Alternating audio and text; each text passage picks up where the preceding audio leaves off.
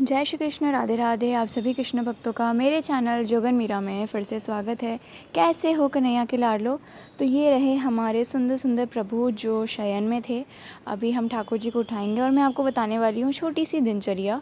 और हम हमारे प्रभु को बहुत ही प्यार से उठा रहे हैं। और ऐसे ही मैंने अपने प्रभु को उठाया। और मैंने हल्का ही पहना के सुलाते हैं ठाकुर जी को, ज़्यादा हैवी नहीं पहनाते हैं। और फ्रॉक वाली ड्रेस में मोड़ने में दिक्कत होती है, इसलिए मैंने नाइट ड्रेस पहनाया ठाकुर जी को। अब सुंदर से तरीके से हम ठाकुर जी को उठाएंगे और प्यार से लाड लड़ाते हुए कान्हा को हम उठाएंगे। उसके बाद में हम उनके दर्शन करेंगे। और सबसे पहले हमारा सुबह उनके दर्शन से ही होता है। दर्शन करने के बाद अब हम उनको जल पिलाएंगे।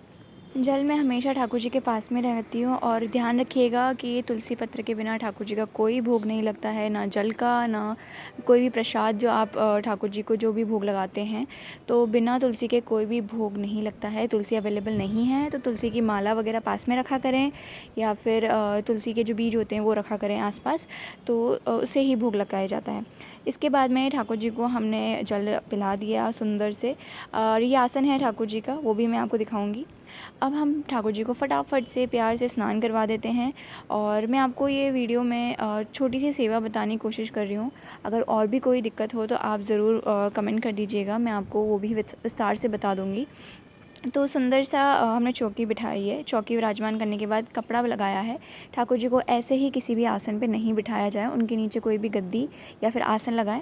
प्रभु को हम स्नान करवाएंगे, तो अब हम प्रभु के पोशाक चेंज करते हैं। ये पोशाक जो मैंने बना रखी थी नाइट ड्रेस, उसको चेंज करेंगे। उसके बाद में ठाकुर जी प्रभु का स्नान करेंगे। स्नान कैसे करवाएं? सिंपल जल से, गंगा जल से, किससे? तो आप सिंपल जल से भी करवा सकते हैं। तो मैं कभी कभार दूध से करवा देती हूँ, या फिर पंचामृत से करवा देते हैं। और कभी नारियल पानी से, कभी अलग अलग आप ले सकते हैं। या फिर सबसे सिंपल गंगा जल थोड़ा सा मिक्स कर दीजिए नॉर्मल पानी में, तो उससे ही ठाकुर जी को स्नान करवाएं। एक स्नान होता है अभ्यंग का, तो अभ्यंग आप देख ही रहे हैं। और ये बिल्कुल प्योर है, मैं बहुत सालों से ठाकुर जी के यूज़ करी और श्रीनाथ जी में ठाकुर जी के यूज़ किया जाता है। थोड़ा सा अभ्यंग लेके ठाकुर जी के आप गालों पे और उनके पूरे शरीर बदन पे लगाएं। थोड़ा सा मसलें, और ज़्यादा रगड़ना नहीं है। जैसे मैंने बहुत लोगों को देखा है जूना लेके रगड़ने लग जाते हैं ठाकुर जी को, तो भाई ऐसा नहीं करना है।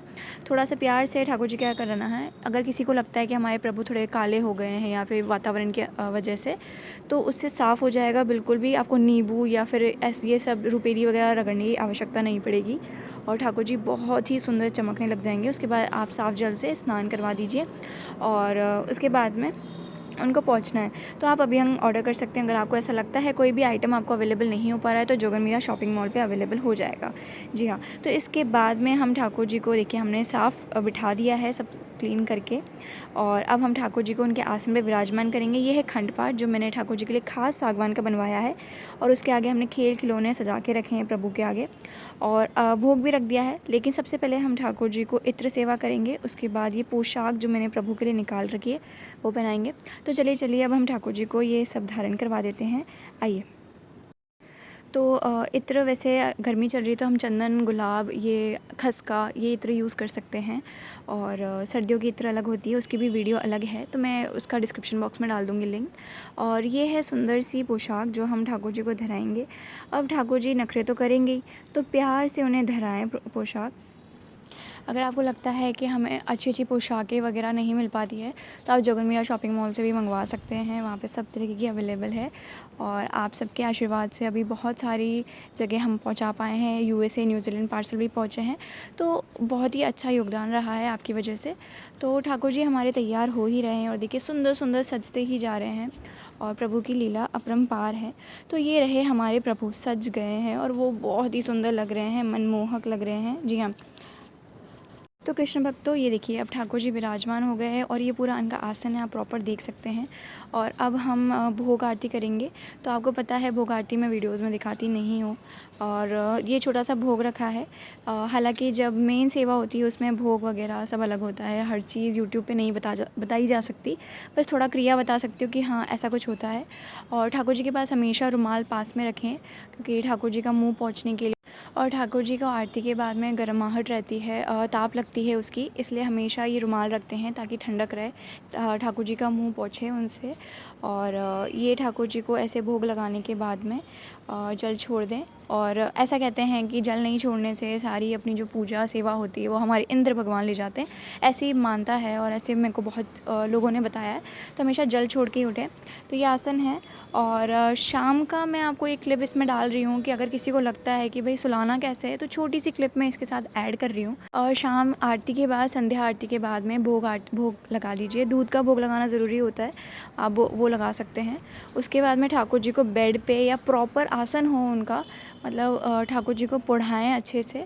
और हमेशा उनकी ड्रेस चेंज कर दें, क्योंकि ज़्यादा हैवी ड्रेस से उनको नींद नहीं आएगी, सोने में दिक्कत रहेगी। अपने भाव ऐसे ही रहते हैं।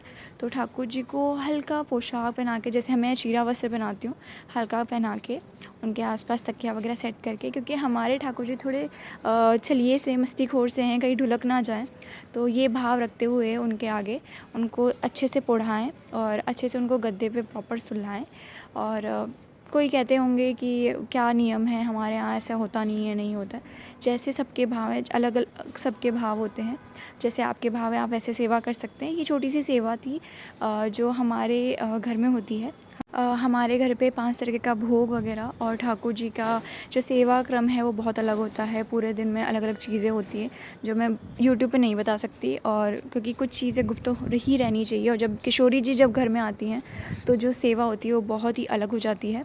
तो कोशिश यही रहती है कि कुछ चीज़ें मैं आपको बता पाऊँ, और कुछ इसमें गलती हो तो क्षमा कीजिएगा। जय श्री कृष्णा, राधे राधे।